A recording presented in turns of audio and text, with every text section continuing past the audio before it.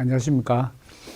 오늘은 진짜 예수를 찾아서 47번째 순서로 코페르니쿠스 혁명 세 번째 시간이 되겠습니다.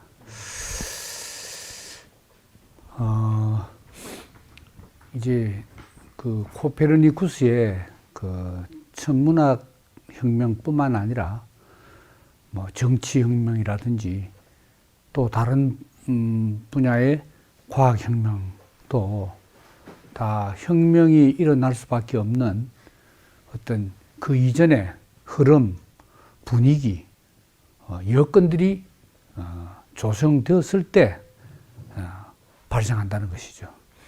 그래서 오늘은 지난번에 지난 시간들에게서 산발적으로 그런 여건들을 언급했습니다만은 오늘은 더 체계적으로 그 토마스 쿤의 코페르니쿠스 혁명이라는 이 저서에 힘입어서 그것을 한번 살펴보려고 합니다.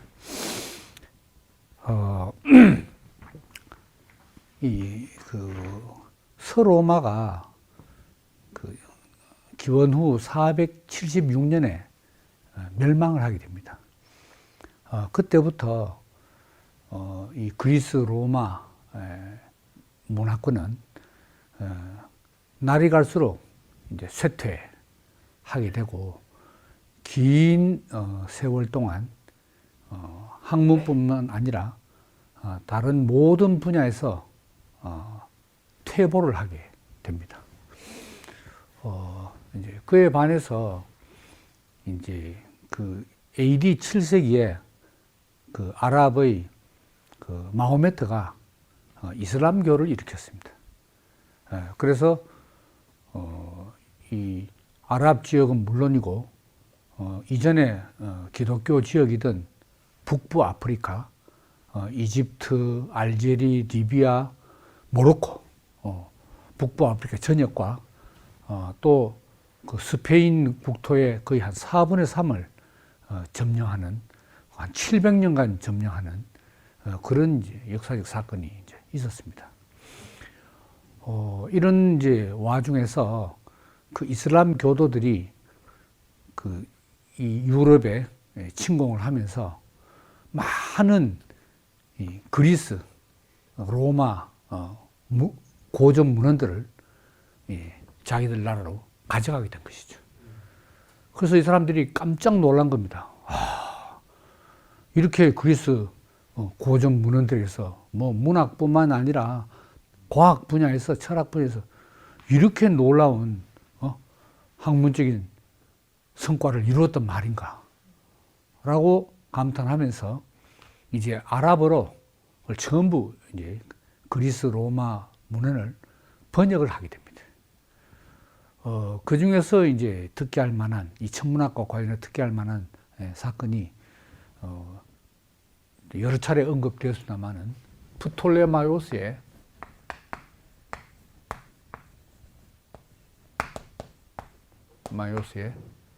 그 알마게스트라는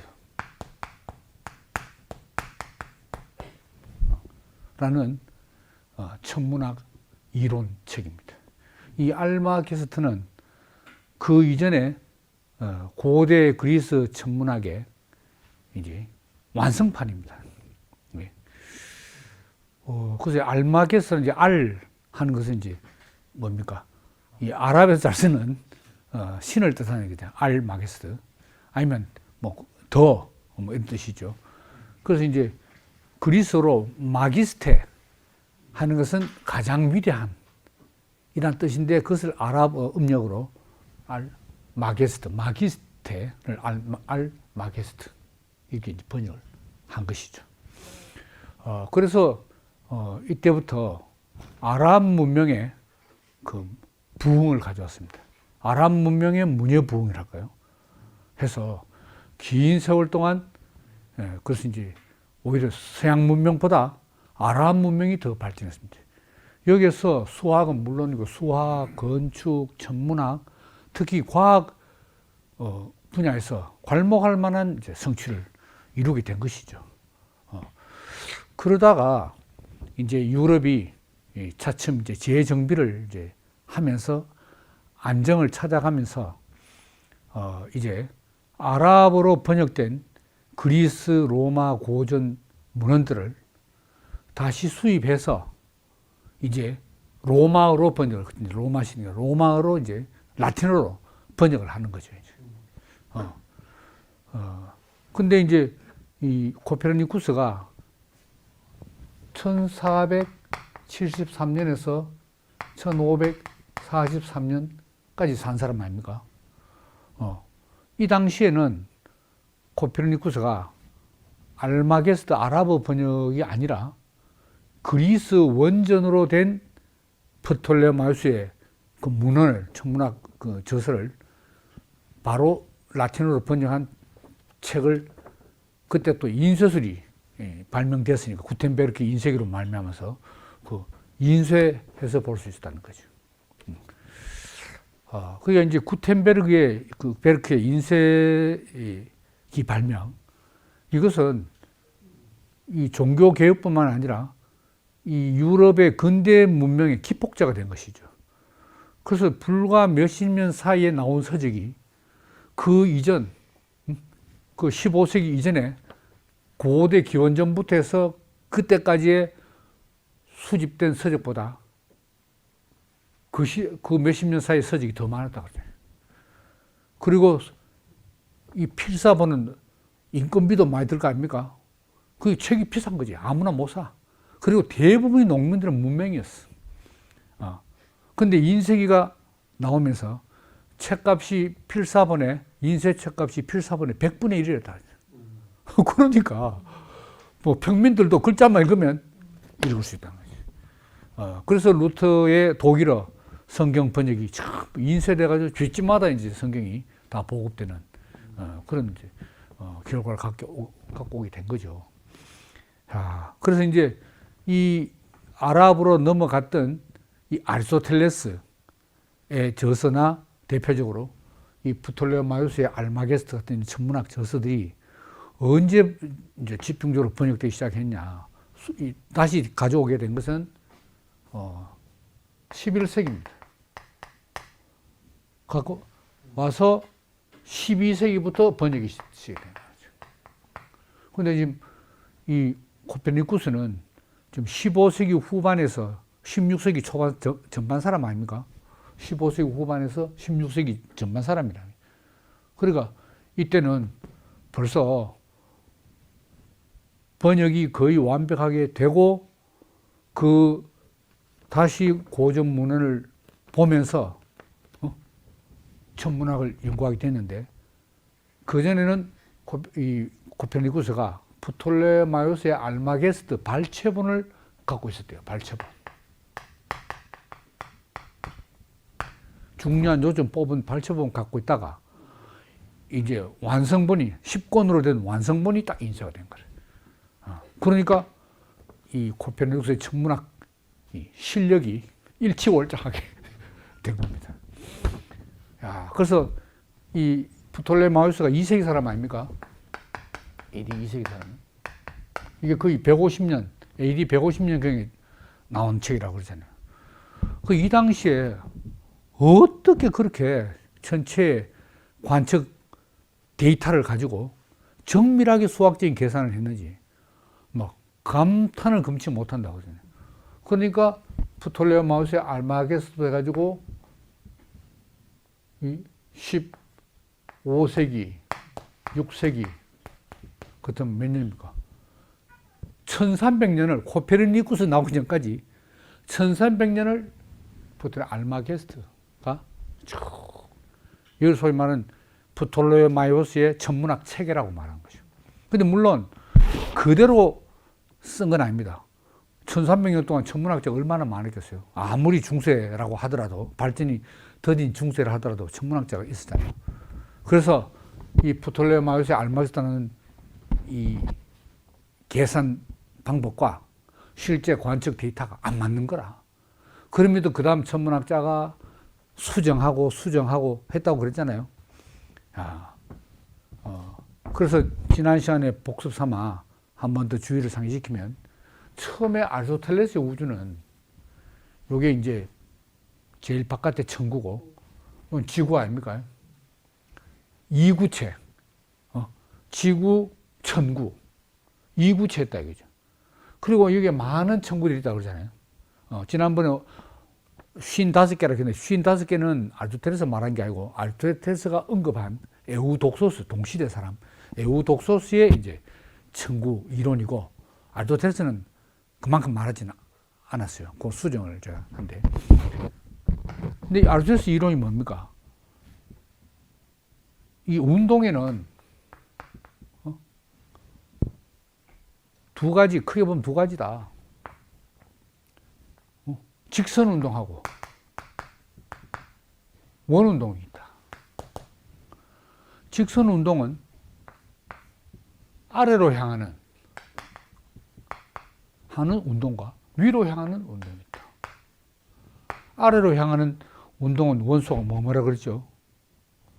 흙과 물, 무거운 놈, 흙과 물. 위로 향한 놈은 불과 공기. 이건 직선 운동입니다. 그리고 이 운동의 원동력은 그 본성 안에 있는 거라. 자연적인 자기 위치로 돌아가려는 성향을 가지고 있는 거라. 이 원소가. 그러니까 딱 거기에 돌아가면 정제가 있다 말이에요. 근데 원운동은 이건 뭐겠습니까? 에테르.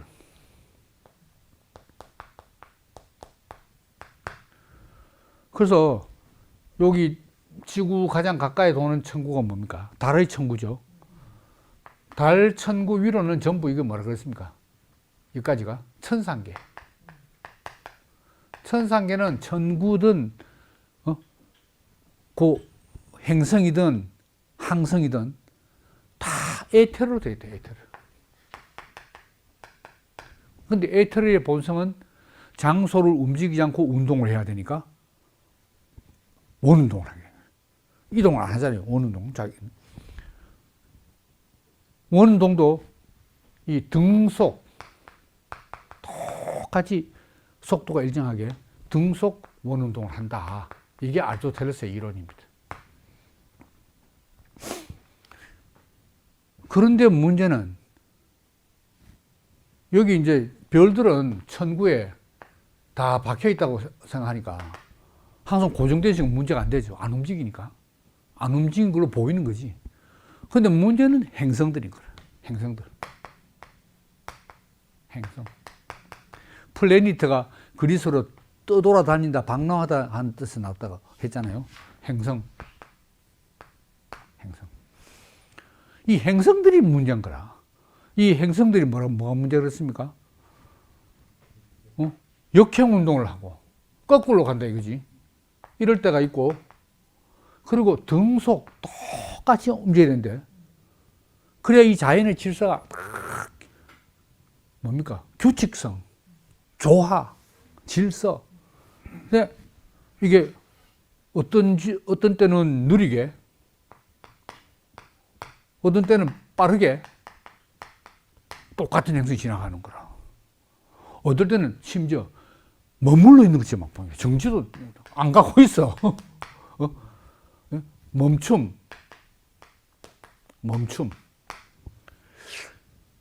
이것 때문에 이제 문제가 생긴 거 아닙니까? 코페르니쿠스 혁명도 이것 때문에 생긴 거고. 그래서 벌써 아리스토텔레스 시대부터 그 이후에 이 기원전 3세기, 4세기, 3세기 천문학자들이 이 맨눈으로 관찰한 관찰 데이터하고 등속 원운동하고 안 맞는 거야, 이게. 그래서 뭘 만들어냈겠습니까? 좀 다시 그림을 보면 딱 지구가 우주의 정중앙의 중심이어야 하는데, 또 이거 그것뿐만 아니고 행성이 지구가 가까이 멀어졌다가 가까워졌다가, 어떨 때는 가까이, 어떨 때는 멀리 있는 거야. 그걸 어떻게 합니까? 빛의 밝기가 틀린 거라. 가까이 올 때는 이게 더 밝게 빛나고, 멀리 있을 때는 같은 행성이 좀 어둡게 되는 거야. 그러니까 좀 멀리 좀 가고. 이게 어떤 똑같이 돌아야 되는데 이게 어쩐 일이냐. 아닙니까? 그래서 그 다음 이 천문학자들이 뭘 말했습니까? 이심원을 말, 이심원. 아, 지구가 정중심이 아니고 지구는 여기 있고 지구하고 좀 떨어져 있는 행성들이 도는 거는 지구를 중심으로 도는 게 아니고 요 이심 떨어진 지구와 분리된 이 중심을 도는구나. 이러면 만약에 여기서 행성이 다리로 돌면 여기 있을 때는 멀어져 보이고 지구에서 볼 때 여기서는 가까이 보일 거 아닙니까? 요렇게 되는 거예요. 그러니까 이제 멀거나 가까이는 요래 하면 돼. 근데 역행은 어떡해, 역행. 여기 있다고 뭐 역행이 되나요? 그래서 기발한 아이디어가 뭐였습니까? 주전원. 이게 아주 이반해요. 주전. 이 도는 게 그냥 이렇게 싹 도는 게 아니고 여기 요 궤도를 중심으로 해가지고 요 돈을 여기 뭡니까? 전원.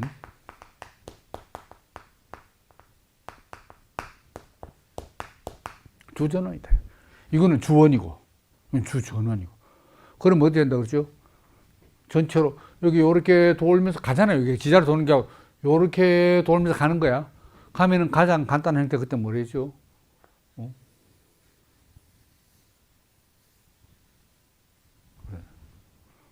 그럼 지구에서 딱 보면, 요렇게 쫙 갈 때는 가죠. 근데 여기서 요렇게 돌 때, 요 시간까지는 뭡니까? 역행하는 거예요, 역행. 이렇게 하는 게 역행하잖아요. 그게 설명이 되지. 그러니까 이게 아주 기반, 이심원. 그래서 또 안 맞는 데이터가 또 나와. 그러면 또 여기에 또 중심해가지고 또 도네. 주전원이 또 생긴다면 안 돼. 이래서 관찰 데이터를 맞추려고 하다 보니까 문제는 뭐냐. 정확성은 점점 뭐 완전 정확하지 정확성에 가까이 다가가지만 그 대신에 무슨 대가를 치러야 되냐. 복잡성이라는 게 있어요. 복잡성. 정확성 대신에 복잡성. 이게 골칫거리다 그잖아요. 아, 그래서 그 다음에 이심도 아니고 프톨레마이오스는 대심이라고 그러죠. 대심. 좀 동시심이라고 그러더라고. 대심. 야, 이렇게 나오니까 데이터 맞추려고 거기 쫓아가다 보니까 천문학의 이 대원칙을 잃어버린다. 대원칙은 뭐냐? 기하학적 단순성입니다. 단순성. 이 단순, 기하학적 단순. 더더구나 코페르니쿠스는 이제 아리스토텔레스나 프톨레마이오스와 달리 카톨릭의 참사 회원, 성당 참사 회원 아닙니까? 성직자는 마찬가지라. 평생을 카톨릭의 후원을 입고 밀접한 관계 속에서 카톨릭 안에 살고 있는 사람 아닙니까? 그러니까 하나님이 창조한 이 아름다운 우주가 이렇게 복잡한 공식으로 돌아가겠나? 그럴 리가 없다. 이렇게 생각한 거지. 어떤 사람이 이제 여기 이제 인간으로 이제 대입시키면 인생 문제가 왜 이래 복잡해? 왜 이래 문제가 많아? 할 때 하나님이 인간을 창조했다면 그렇게 복잡한 문제에 일생을 매달려도 해결을 못하고 수세대를 매달려도 못하고 인류 탄생, 창조부터 지금까지도 해결 못하고 그런 복잡하게 하나님이 인간을 애먹이려고 창조했겠나? 이렇게 생각하기 중요한 거 아닙니까? 네. 기하학적 단순성. 이러다가 잘못하면 너무 또 결론으로 빨리 가면 안 되니까 조금 정신 차리고. 야, 그래서 이제 코페르니쿠스 시대, 어떤 시대냐? 요 1474년, 1504년. 요게 르네상스 시대입니다. 르네상스. 그러니까 휘랍, 그리스, 로마 문예를 부흥하는 시기.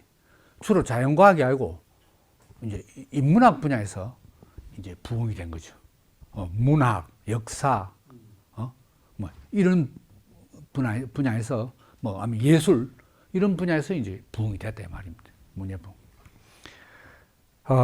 그러니까 문예 부흥 그리고 루터의 그 95개 조항을 비텐베르크 성당문에 게시한 해가 몇 년이죠? 저도 연도 잘 못 외우는데 하도 하다 보니까 이제 저는 비슷한데 1517년입니다. 그러니까 루터하고 코페르니쿠스는 거의 동시대 사람이에요. 그게 르네상스가 뭡니까? 가톨릭의 전통, 1000년 가까이 내려오는 가톨릭 전통을 뒤집는 시대 아닙니까? 인문주의. 르네상스 정신은 인문주의입니다. 휴머니즘. 왜? 가톨릭의 종교적인, 교회적인 권위에 인간이 억압당했다. 그리고 또 인간의 이성이 신앙의 도구마에 억압당했다. 그걸 뒤집는 게 인문주의잖아요. 휴머니즘. 신본주의가 아니고 인본주의다 이 말입니다. 뒤집어. 그 다음에 루터 칼뱅의 그 종교개혁은 가톨릭, 기독교는 기독교인데 가톨릭의 권위를 뒤집어 버리는 거예요. 그 이게 한마디로 말하면 격변기라, 격동기. 이 15세기, 16세기 르네상스 시대가 격동기입니다. 격동기는 고정관념이 뒤집어지는 생입니다. 고정관념. 그래 이런 시대적인 분위기에 살았다는 거죠. 고정관념.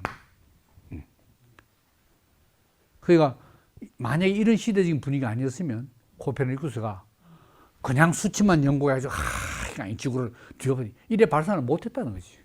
오히려 천문학 내적인 요인보다 천문학 외적인 시대 분위기 때문에 코페르니쿠스가 혁명을 일으킬 수 있었다. 이렇게 진단한다 이 말이죠. 그 유명한 토마스 쿤도 그렇게 진단하고 뭐 저도 거기 동의하고 그래요. 시대 천문학 외적인 시대 분위기에서 고정관념. 그러니까 이 가톨릭 신앙의 고정관념 이게 그리고 프톨레마이오스, 아리스토텔레스, 프톨레마이오스로 이어지는 2000년 우주관의 고정관념, 우주론의 우주의 고정관념 이걸 뒤집어. 야 그리고 이때 이제 격동기가 그것뿐만이 아니고 이제 그 뭡니까 이 중세 군주제 정치적으로 중세 군주제가 이제 민족 국가로 나눠집니다. 중세는 뭐 스페인, 프랑스, 독일, 영국 황제가 다 있지만은 실질적인 지배는 교황이 하는 거예요. 세금 교황한테 종교세 내야 되고 의식이 요즘 이슬람 교도들이 우리는 다 형제다 이렇게 생각하듯이 그 크리스찬이라는 그 신앙 하나로 그 일체감을 가지고 있듯이 된 거예요. 그러니까 교황이 황제들 위에 군림하게 되는 거죠. 근데 이게 이제 시대가 변하면서 민족의식이 자꾸 생겼어요. 민족의식. 루터의 종교개혁도 그래서 성공한 거 아닙니까?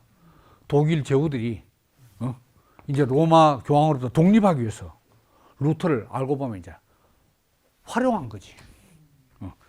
이 정치적인 계산에 맞아 떨어지는 거라. 이놈아를 좀 보호하고 키워야 로마 교황으로부터 신앙적으로 종교적으로 독립할 수 있겠다. 영국 마찬가지. 민족. 이렇게 해서 이제 막 왕조 간에 있잖아요. 막 전쟁이 일어나고 이제 세력 판도가 바뀌니까 이러니까 이때까지만 해도 그 뭡니까 콘스탄티노플 지금의 이스탄불이 언제 망했죠? 동로마 제국이 1453년에 망했어. 27번 엄청난 공격을 받아도 무너지지 않던 콘스탄티노플이 오스만 투르크에 의해서, 지금의 터키에 의해서 이게 무너지는 거예요. 야, 오스만 제국의 꿈가는 그 넷플릭스 시리즈 그 드라마가 있어요. 잘 만들었어요. 저 덜 봤는데 그거 한 볼만해요. 얼마나 처절한 전투를 치는지. 이게 뭐, 이 콘스탄티노플이 쉽게 함락이 안 되는 거라. 그래, 거의 1000년을 갔잖아요. 근데 결국은 이제 무너졌어요. 이슬람 제국에서 무너졌다, 이 말이에요. 그러니까 이 여세를 몰아서 이 오스만 투르크가 이제 헝가리 쪽으로 쳐들어가잖아요. 근데 헝가리가 먹겠으면 서유럽이 다 나갈 뻔인데, 거기서 어떻게 이제 막았어요, 이제. 그래서 이제 이슬람이 외부에서는 전 유럽을 삼키려고 노리고 있죠. 그리고 유럽 내에서는 또 그 왕조 간 경쟁뿐만 아니라 새로운 상업 귀족이 생기는 거예요. 여러 가지 교역과 과학 기술의 발전으로 말미암아 상업이 이제 흥황하게 되고, 상업 활동으로 새로운 상업 부가 축적되면서 상업 귀족이 있습니다. 그러니까 이 상업 귀족들이 상업 귀족이 기존의 교회 귀족하고 성직자들하고, 그죠? 근데 지주 귀족. 옛날 성주들은 그 성내 땅이 전부 자기 땅 아닙니까? 평민들은 전부 농노야, 농노. 대립을 딱 하는 이런 시대였고, 그 다음에 이제 개신교와 종교계 개신교와 가톨릭에 이런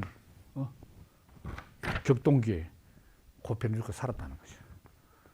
그리고 여기에서 이제 르네상스 시대 또 특기할 만한 게 항해와 탐험의 시대다.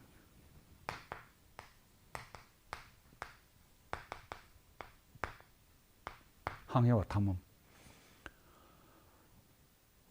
그래서 이 포르투갈의 왕자 에니크라는 이 왕자가 항해 왕자라고 되어 있습니다. 그래서 이제 이 왕자가 주도해서 포르투갈인들이 이 서쪽으로 항로를 계속 개척하고 유럽 천문대를 처음으로 세운 사람입니다. 그래서 콜럼버스가 어느 나라 사람입니까? 포르투갈 사람이에요. 포르투갈 사람인데 그 후원은 스페인 왕의 후원을 받아서 탐험을 떠나는 거예요. 그래서 이제 신대륙 발견을 몇 년에 했나요? 잘 모르시겠죠? 콜럼버스의 신대륙 발견이 1492년입니다. 이로부터 100년 뒤 1592년은 무슨 해입니까? 우리나라에서, 조선에서 1592년 임진왜란이 일어나요. 그 임진왜란이 일어나기 100년 전에 콜럼버스가 1400년. 그래서 이 신대륙을 발견했지. 그래서 보고를 했다 아닙니까? 그 다음부터 서양인들이 어떻게 됐어요? 새로운 영토, 새로운 자원, 새로운 사람을 발견하기 위한 유럽인들의 상상력을 자극했는 거죠. 그러니까 이제 항해술이 너무너무 중요하게 된 거죠. 그 뒤에 마젤란이 돌다가 필리핀에서 자기는 죽고, 마젤란 벽 일주에 성공했잖아요. 본인은 필리핀 해역에서 죽었지만은. 그러니까 항해 탐험에 아주 절실하게 필요한 게 뭐냐? 바로 천문학 지식입니다. 더 고도로 발달된 천문학 지식을 필요로 한다 이 말. 왜냐면 옛날에 전부 별자리 보고 항해하잖아요. 방향을 딱 잡고 가는 거야. 정확하게 계산 안 하면 틀리지. 천문학. 자, 이런 이제 시대입니다. 그런데 이렇게 이제 항해와 탐험하면서 이 당시에 15세기 유럽인들이 뭘 깨닫게 됐냐? 야, 이 그리스 로마 고대인들이 고대인들이 얼마나 지구에 대해서 잘못 알고 잘못 말해놨는가 하는 걸 알게 되는 거야. 옛날엔 땅이 평평하다 했잖아요. 근데 아리스토텔레스 시대만 와도 지구는 구형이라고 알았어. 알았지만 이런 신대륙이 있다는 건 전혀 몰랐는 거야. 마젤란이 한번 돌고 나서는 지구가 이렇단 말이야. 그러니까 옛날에 지도 못 믿겠네. 지도 믿을 수 없게 됐어. 야, 그러면서 지도뿐만 아니라 1300년을 지배해온 프톨레마이오스의 천문학 체계도 이 문제가 있네. 이렇게 알게 된 거야. 이래서 이제 프톨레마이오스 체계가 무너지기 이제 직전에 이르게 된 거죠. 그 다음에 이제 또 어떤 문제가 있냐. 오늘 여러 가지 지금 이제 코페르니쿠스 혁명이 일어날 수밖에 없는 시대적인 분위기, 황해와 탐험, 또 정치적, 사회적, 종교적인 갈등, 뭐 이런 거. 그 다음에 이 뭡니까? 그리스 고전 과학 문헌들의 번역과 연구, 요런 세 가지 이야기 했잖아요. 그 다음에 또 이제 뭐가 있느냐? 달력 개혁이네, 달력 개혁.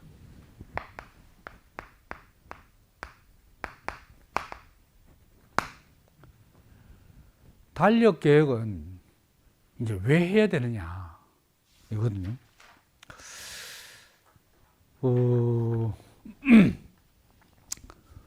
이게 이제 달력 개혁을 해야 되는 이유가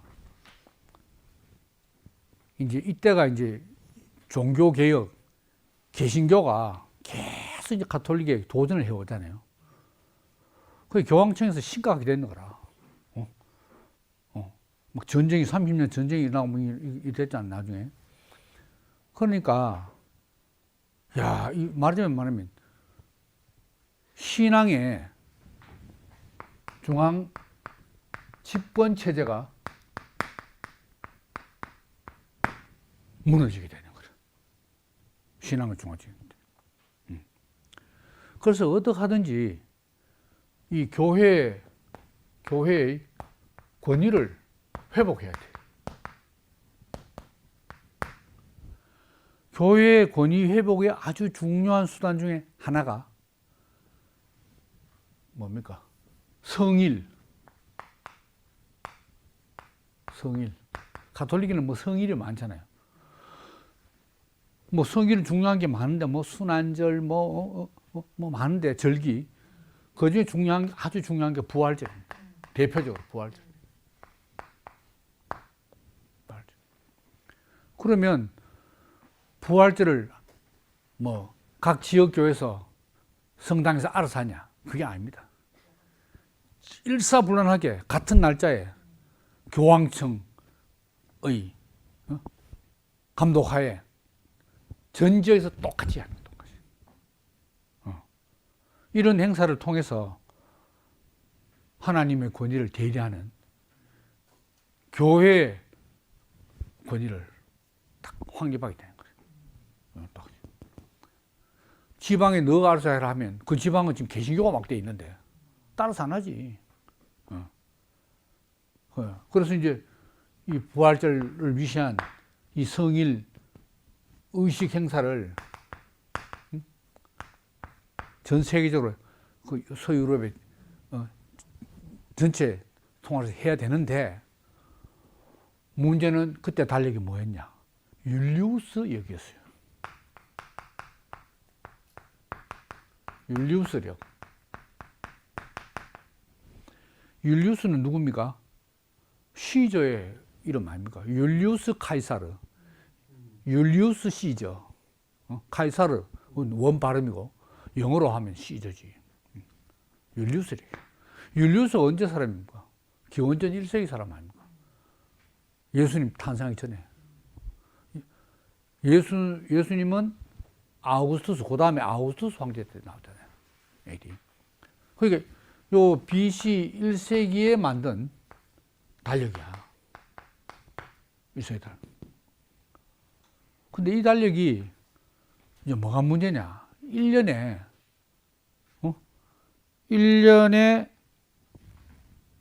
25분 오차가 생기는 거야. 1년에. 이러면 별거 아니잖아요. 뭐 1년 그 긴 시간에 25분이 뭐 그게 거기지. 근데 여기 100년이면 얼마일까요? 2500분이죠.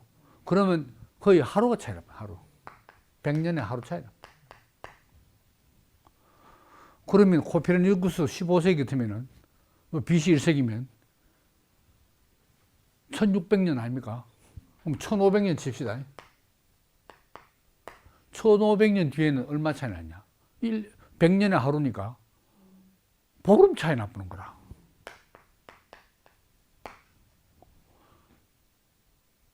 그 처음 만들 때부터 보름 차이가 나 있어.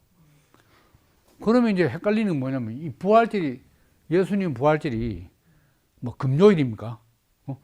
금요일에 죽고, 일요일에 이제 부활절 해야 되는데, 15일 늦어보면 날짜가 안 맞는 거야. 달 걸치면 달도 틀려버려. 그러면 뭐야? 사람들이 생각할 거고, 그럼 교회의 권위가 추락한다 이거지. 지금 가톨릭의 초미의 관심사는 교회의 권위 회복입니다. 중앙집권 체제를 어떻게 다시 찾아오느냐 이거거든. 그래서 트리엔트 공의에서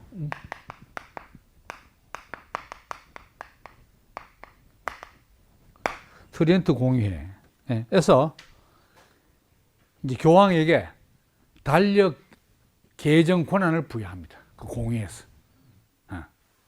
그래서 그때 교황이 뭐 여러 사람 미촉했지만 코페르니쿠스에게 달력 개혁을 위한 교황의 자문이 되라고 요청을 해요.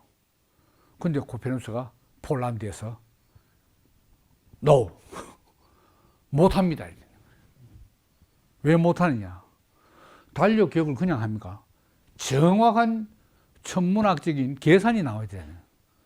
근데 프톨레마이오스 그리고 그 이후에 개선된 변종 프톨레마이오스 체계 아무리 개선을 해도 이 율리우스에게 근본적으로 개선이 안 되는 거야. 이 문제가 또 코페르니쿠스 하여금 혁명을 생각하게 된, 일으키게 된 큰 원인이야. 달력 계획이야. 결국 달력 계획을 하긴 해야 된다고 코페르니쿠스도 필요를 절실히 느끼죠. 그렇지만 기존으로 천문학 지금 체계를 바꾸지 않고는 달력 계획이 안 되는 거야.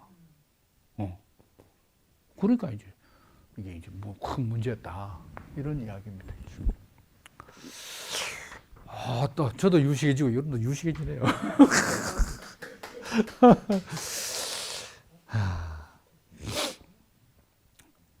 그래서 벌써 이 코페르니쿠스 책이 뭡니까?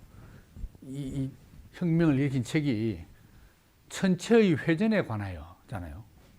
원래는 회전에 관하여인데 그 출판사에서 임의로 천체를 갖다 붙여가지고 천체의 회전에 됐어요.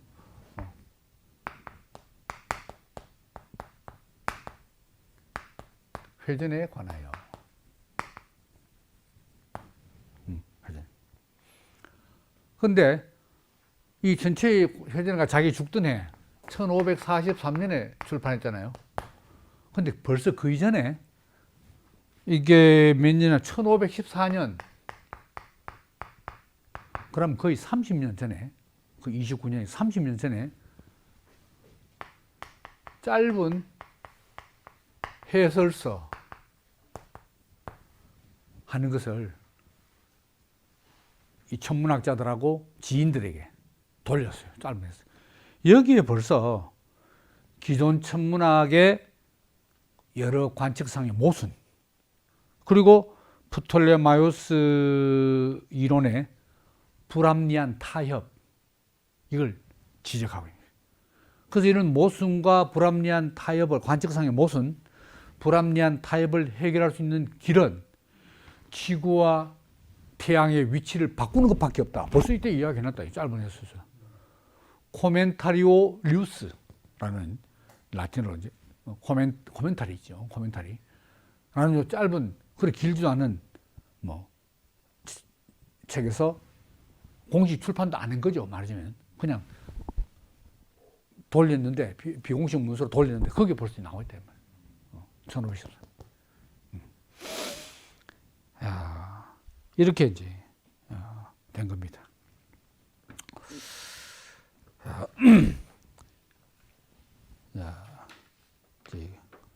그리고 이제 15세기, 이 사람은 이제 15세기 후반 사람 아닙니까? 요때는 좀 뭐 어렸으니까 뭐 본격적으로 활동하고 16세기 전반부터 했겠지. 초반부터 중반까지 이제 활동을 했겠는데, 여기 이제 15세기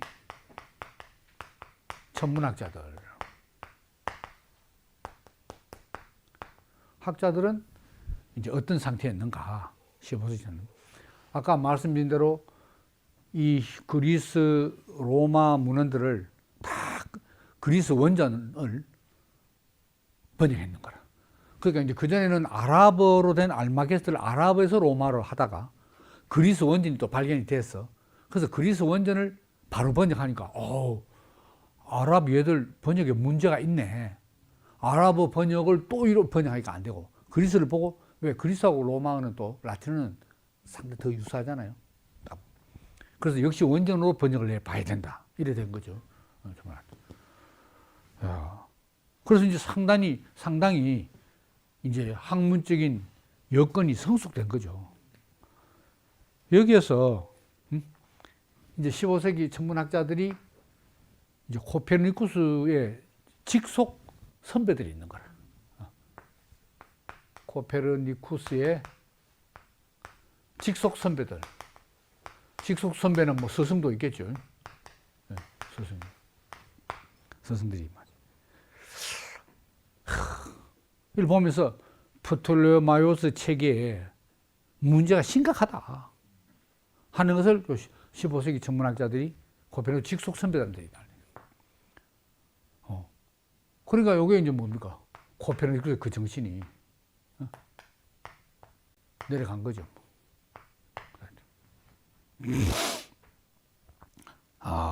이게 뭐냐? 이제는 바꿀 때가 되었다. 선배들한테 뭘 알려줬냐? 이제는 바꿀 때가 되었다. 요게 바로 혁명을 알리는 신호탄 아닙니까?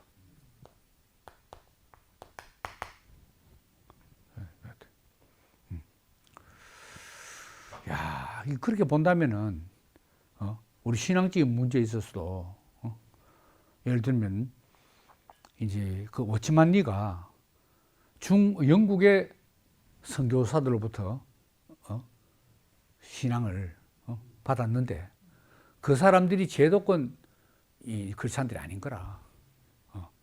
그게 뭐 말하자면 형제회 계열이겠죠.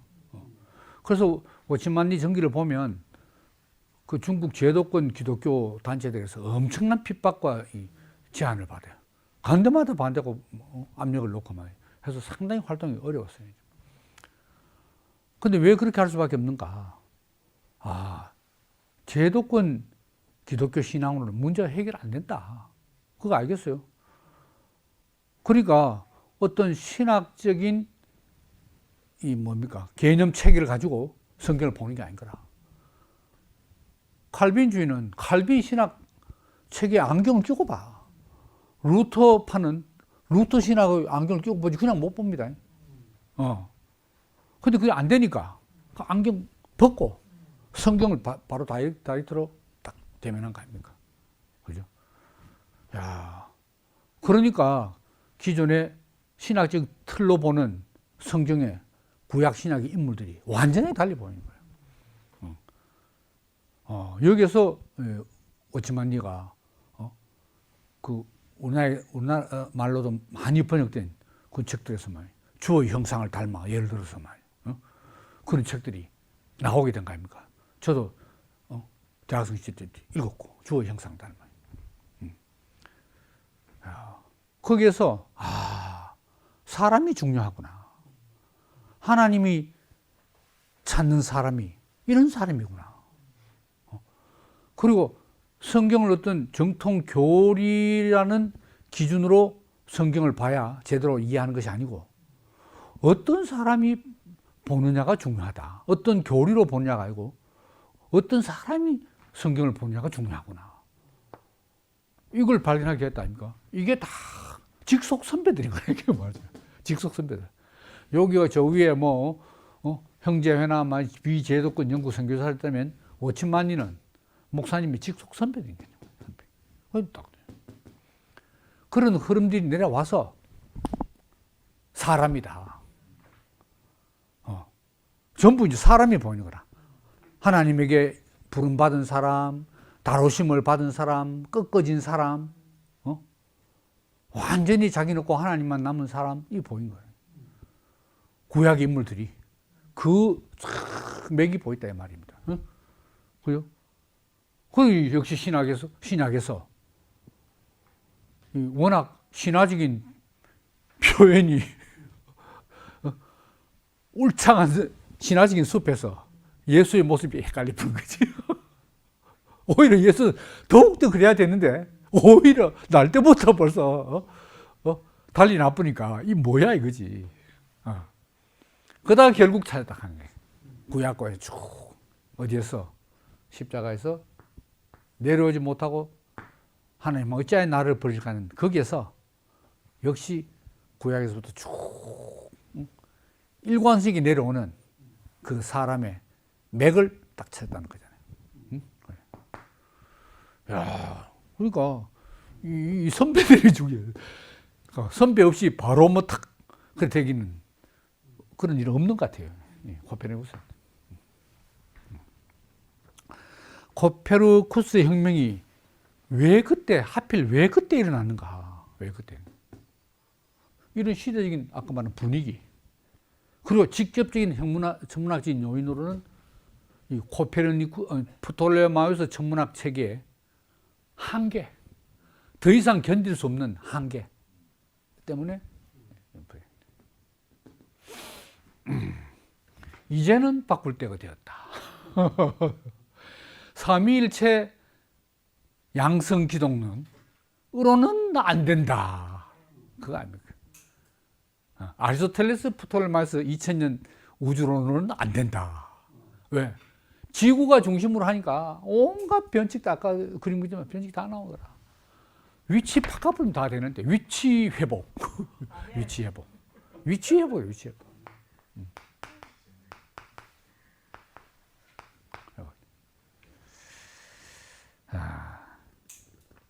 자, 그 다음에 이제 코페르니쿠스 혁명을 또 가속한 원인이 아까 그 인문주의에 대해서 이야기했잖아요. 인문주의를 또 자세하게 이야기하면 인문주의, 르네상스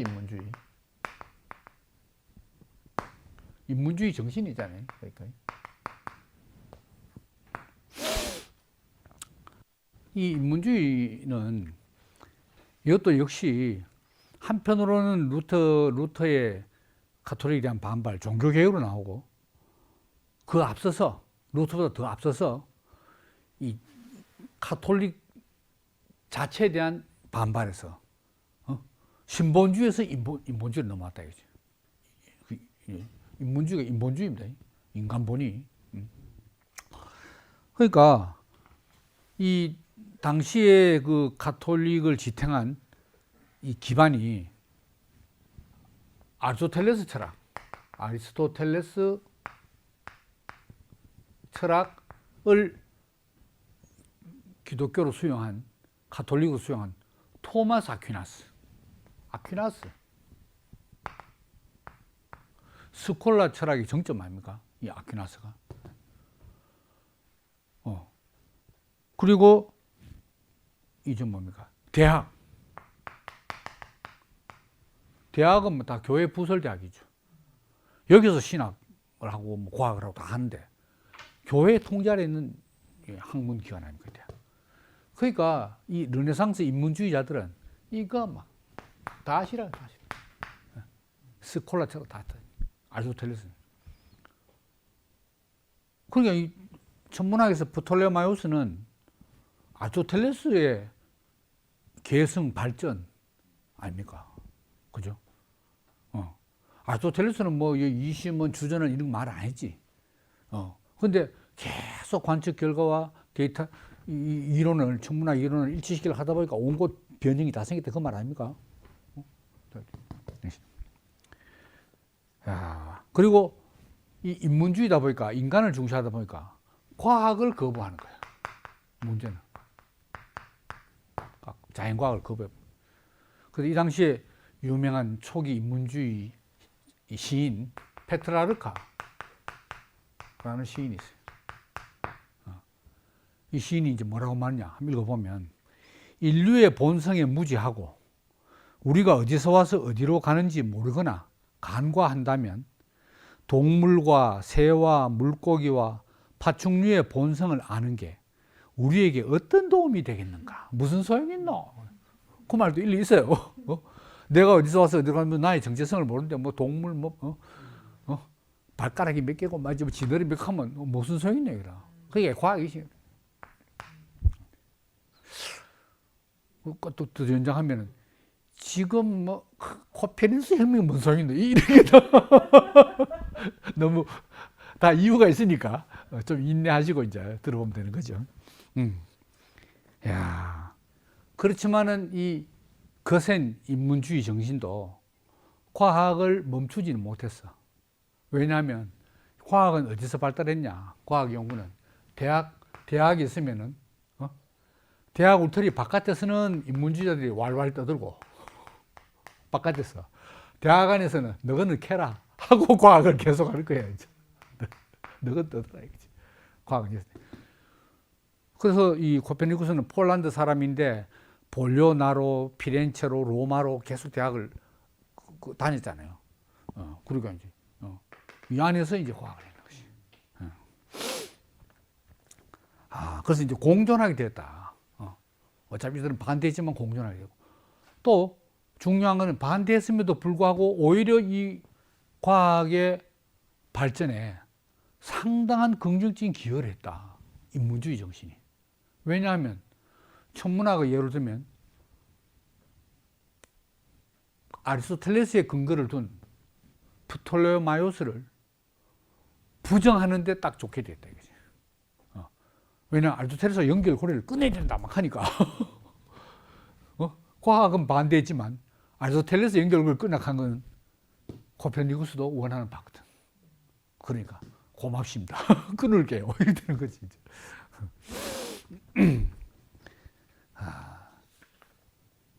그래서 아리스토텔레스의 우주론의 근본적인 개념들을 단절하는데 아주 좋은 효과를 가져왔다 하는 거 하고, 그 다음에 이제 더 중요한 게 뭐냐면 이 인문주의자들의 초현실적인 경향, 초현실.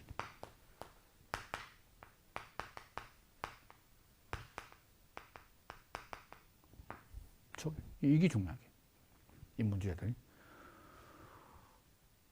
아리스토텔레스는 이 철학의 성향이 대단히 상식적이고 현실주의적입니다. 그의 윤리학이나 정치학에서도 아주 건전한 현실주의자예요. 어찌 보면 중국의 공자 비슷하다고 말할까요? 그래서 아리스토텔레스의 윤리의 목표가 뭡니까? 중용입니다. 중도. 좌로나 우로 극단으로 치우치지 않고요. 중간 상태를 딱. 공자 가면 그런 거 아닙니까? 중용이라는 책도 있고 말이에요. 아주 현실적이에요. 근데 이 인문주의자들은 이런 현실주의인데는 반발로 나왔잖아요. 그 초현실적이에요. 이 초현실적 경향은 어떤 사상 때문에 그러냐? 이 바로 신플라톤주의 때문에.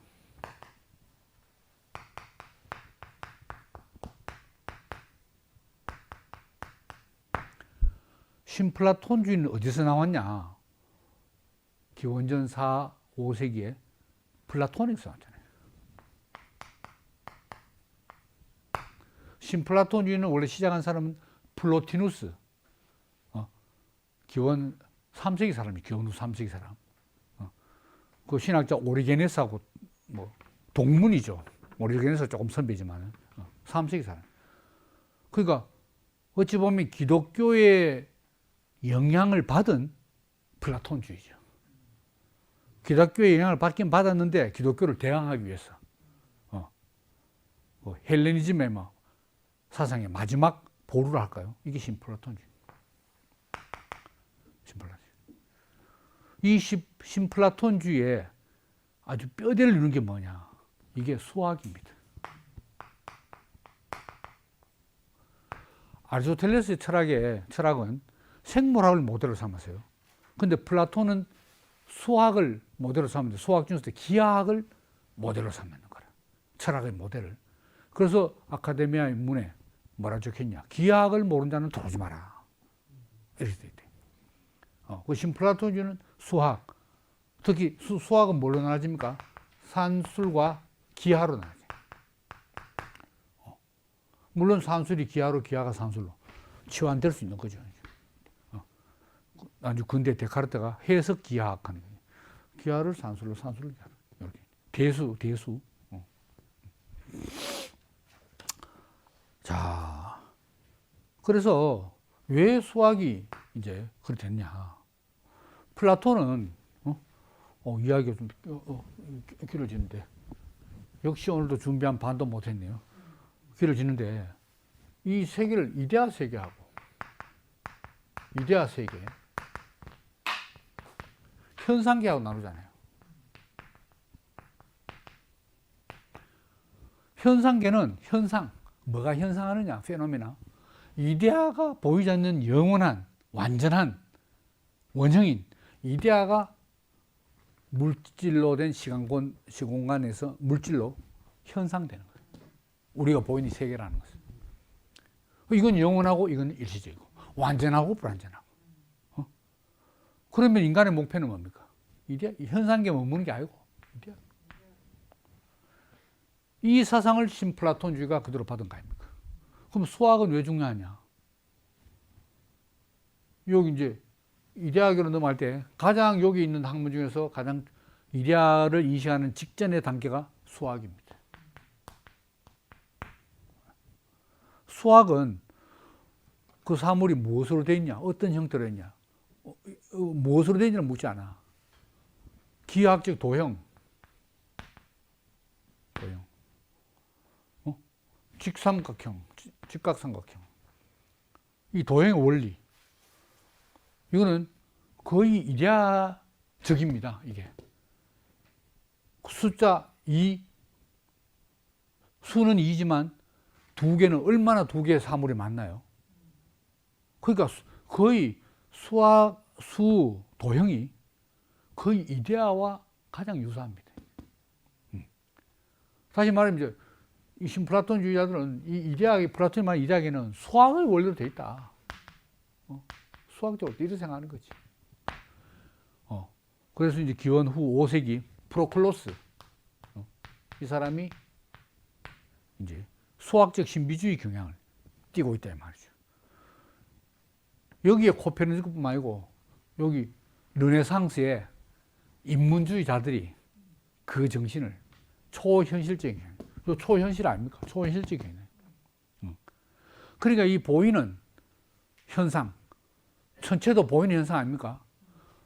운동하고 변화하는 이 보이는 현상 배후에 영원한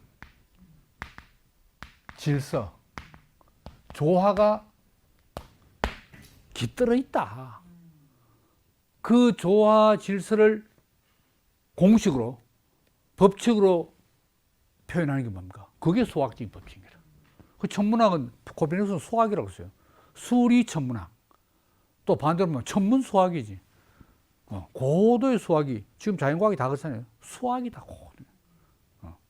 이거 뭐, 아인슈타인의 상대성 원리 하는데 칠판에 보면 있잖아요. 전부 수학 공식으로 다 빡빡하게 돼요. 영원한 질서, 영원한 조화. 이거 하고, 이제 이 신플라톤주의에서는 이 유출설이라고 말이야, 유출설. 모든 만물이 성경에서는 하나님이 창조한 거지만 일자로부터 유출되어 나온다. 흘러나온다 이 말이거든요. 그래서 이 일자를 일자 hen이라고 합니다. hen. 영어로 말하면 원, 일자. 이걸 뭘로 비유하느냐? 태양으로 비유해요. 태양을 생각하면 가장 이해하기 쉽다는 거죠. 태양에서 빛이 쫙 나오잖아요. 그러면 또 어둠을 밝히죠. 열로 생물을 성장케 하죠. 태양이다. 일자가 태양에 비유돼요. 그래서 이 당시에 인문주의자들이 태양을 그 노래한 문헌들이 많은 거라. 코페르니쿠스 여기에 영향을 받았다. 수학적 질서에다가 이 초현실적 경향이 태양으로 비유되니까 태양이 중심이 아니겠나. 자기가 전혀 이런 배경 없이 그냥 관측하다가 한번 바꿔볼까? 뭐 이게 아니다 이거지. 그런 이제 이야기입니다. 그래서 이제 이때가 르네상스 시대 아닙니까? 피렌체 아카데미아의 대표격인 피치노라는 사람이 있어요. 피치노라는 사람이 뭐라고 말했냐? 태양의 빛보다 신의 성격을 완전하게 드러내주는 것은 없다. 첫째, 빛은 감지되는 것들 중 가장 눈부시고 분명하다. 둘째, 빛만큼 쉽고 넓고 빠르게 퍼지는 것은 아무것도 없다. 셋째, 어루만지듯이 빛은 모든 것에 해를 끼치지 않으면서 가장 부드럽게 침투한다. 넷째, 빛과 동반되는 열은 모든 것을 기르고 키우는 우주의 원천이자 원동력이다. 비슷하게 신은 그 자체로 모든 곳에 퍼져 있으며 모든 것을 달래고 유혹한다. 그러니까 태양하고 이 신의 상징이지. 뭐. 태양이 뭐 신은 아니지만은 우리 가시적인 사물에서는 태양이 신의 성질과 가장 유사하다 이런 이야기입니다. 이런 영향을 코페르니쿠스가 받았다는 거죠. 그래서 코페르니쿠스는 뭐라고 말하냐? 이 천체에 관한 이 천체에 관한 이 책에서 요리 얇은 건 아닙니다. 원래 6권 두꺼운데 번역을 7권만 해가 그래요. 모든 것의 한가운데에 태양이 왕자 위에 앉아 있다. 이 가장 아름다운 사원에서 우주에서 말입니다. 이 빛나는 옥체가 전체를 한꺼번에 밝힐 수 있는 곳이 이곳 말고 어디에 있는가? 그러니까 이 옥체가 지구 중심이고 지구 주위를 돌아야 되겠나 이거지. 딱 중심에 서서 쫙 다 비춰야 되지. 그 말입니다. 그는 우주의 등불, 우주의 정신, 우주의 통치자로 불리기도 하는데 이는 상당히 적절한 이름입니다. 따라서 태양은 그 주위를 돌고 있는 그의 자식들, 즉 행성들을 통치하는 왕자에 앉아있다. 코페르니쿠스는 그렇게 말했습니다. 이게 매우 신플라톤주의적인 경향이다 이거지. 야, 그렇게 본다면 예수는 신기가 없고 인간이다. 예수는 인간이다. 십자가에 못 박히면 내려오지 못하고 죽는다. 이런 발상들이 물론 뭐 하늘에서 바로 떨어진 계시일 수도 있겠지만 이 유교적인 불교적인 풍토가 아니면 좀 발상이 어렵지 않겠나. 저는 그렇게 생각해요. 유교가 상당히 인본주의 아닙니까? 인본주의. 인본주의. 그리고 아무것도 할 수 없다. 아무것도 아니다. 요 어디서 많이 들어본 거 아닙니까? 주변에서. 그 불교 정신인 거예요. 불교 정신. 그러니까 뭐 그래저래 영향으로 다 따지면 뭐 하나님 계시는 어디 가고. 근데 아무리 계시라도 어떤 여건에서 그 계시가 주어지지 전혀 다른 풍토에서 전혀 포착될 수 없는 계시가 오겠어요. 그렇게 생각해요. 왜 신약 성경이 그렇게 신화적인 묘사로 점철됐는가? 그 시대 분위기가 그런 거야. 그 신화가 다 통하고 먹혀드는 분위기인 거라. 그걸 2000년 뒤에 그걸 글자 문자 그대로 문자줄이 믿는다. 그는 멍청이 극치지. 그런 바보가 어디 있어?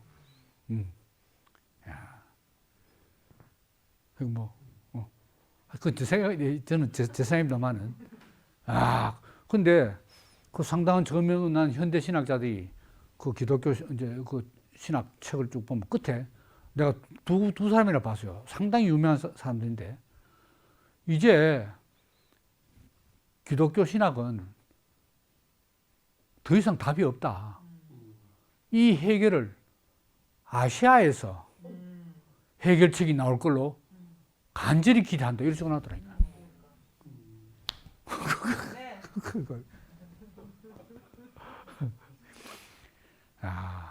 그러니까 이 코페르니쿠스의 이 천체 혁명이 일어난 데는 그냥 개인의 단순한 노력과 천재성만이 아니라 이런 시대적인 분위기 아니면 가능하지 않다는 걸 보여준 거예요. 그럼 오늘 준비한 게 너무 많기 때문에 다음 부분에 계속 이어서 하겠습니다. 감사합니다.